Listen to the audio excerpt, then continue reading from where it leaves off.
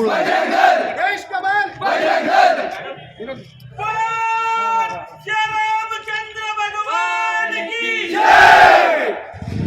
सियावर रामचंद्र की एक मिनिट थांबा धर्मवीर छत्रपती संभाजी महाराज की देश कमल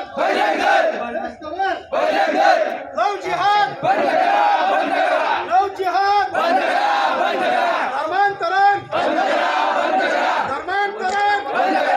नमस्कार, मी सौ सुवर्णा जितेंद्र पाटील, जळगाव जिल्हा विश्व हिंदू परिषद पाचोरा बजरंग दल पाचोरा तालुका मातृशक्ती प्रमुख।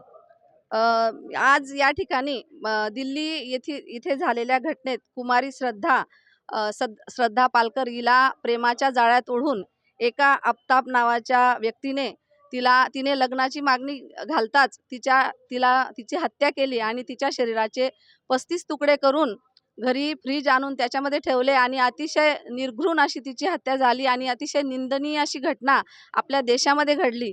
तर या घटनेचा आम्ही सर्व मिळून जाहीर निषेध करतो आणि अशा घटना वारंवार आपण ऐकत असतो। तर या नराधमांना फासावर लटकावे अशी मी या सर्व संघटनांच्या वतीने, महिलांच्या वतीने आणि मुलींच्या वतीने विनंती करते आणि याचा सर्वांनीच विचार करणे आवश्यक आहे। कारण हिंदू मुलींना प्रेमाच्या जाळ्यात ओढून हे असे कृत्य करता आणि लव जिहाद सारख्या गोष्टी आपल्या देशामध्ये घडतात। तर आपल्या या संस्कृत देशात अशा घटना निंदनीय आहेत, याचा मी जाहीर निषेध करते आणि त्याला नक्कीच फासावर लटकवावे अशी आमची मागणी मान्य व्हावी ही विनंती। धन्यवाद। जिवंत असतानाच त्याचे तुकडे व्हायला पाहिजे होतं अशी आमची इच्छा आहे। खरं तर त्याला म्हणजे पहिले त्याचा जीव असताना त्याच्या हातापासून तर पायापासून सुरुवात करायला पाहिजे। त्याने जसे 35 तुकडे केले ना तर त्याचे 36 तुकडे व्हायला पाहिजे। अशा नराधमांना खरोखर फाशी व्हायला पाहिजे, तरच हे कुठेतरी थांबेल, नाहीतर हे थांबणार नाही। दिवस दिवस असंच चालू राहील। अशा प्रत्येक घटना भरपूर घडून गेलेल्या आहेत। तर याचा खरंच आम्ही सगळ्या महिला जाहीर निषेध करतो।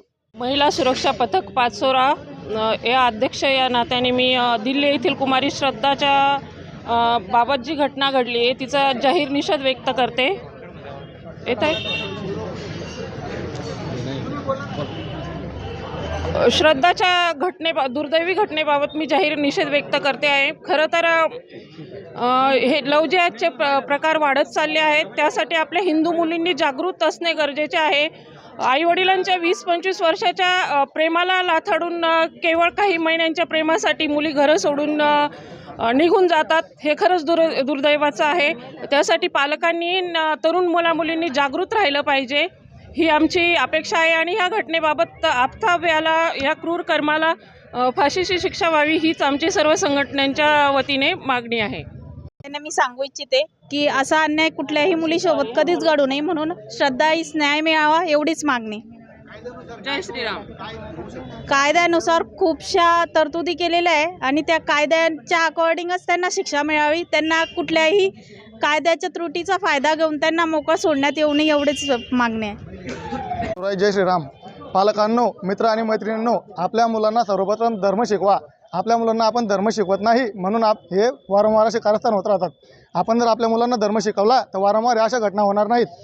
सर्वप्रथम तुम्ही आपल्या मुलांना धर्म शिकवा। तुम्ही फक्त आपल्या मुलांना मोबाईल, ट्यूशन वगैरे सगळं देऊन देतात आणि धर्म शिकवत नाही। त्यांना मंदिर माहिती नाही कुठे आहे, काय आहे, शिवाजी महाराज माहिती नाही काय आहेत, श्रीराम भगवान माहिती नाहीत काय आहेत। या अशा गोष्टी तर वारंवार होतच राहतील ना, नंतर तोंड जोडून काही फायदा नाही आहे। जय श्रीराम।